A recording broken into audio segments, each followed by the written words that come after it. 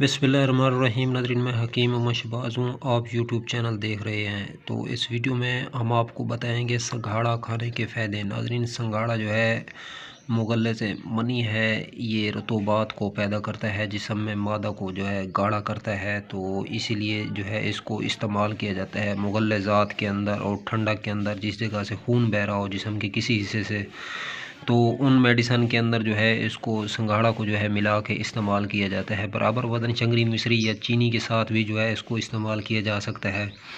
तो वरना इसको जो है अकेला तनहा भी जो है दूध के साथ जो है इस्तेमाल करते हैं। तो वैसे इसका जो है सफ़ूफ़ मुगल्लद वगैरह तैयार किया जाता है। मूसली सफ़ेद, मूसली स्याह, अस्कन नगोरी और सालो पंजा, सालो मिस्री, तो इन तमाम जो है जड़ी बूटियों के साथ इसको बराबर वज़न में जो है मिक्स करके आधा चम्मच सुबह और आधा चम्मच शाम जो है दूध के साथ अगर इस्तेमाल कर लिया जाए तो मर्दाना ताकत या मर्दाना कमज़ोरी के हवाले से कोई भी मसाइल हों तो आहिस्ता आहिस्ता जो है जिस्म से निकलना शुरू हो जाता है।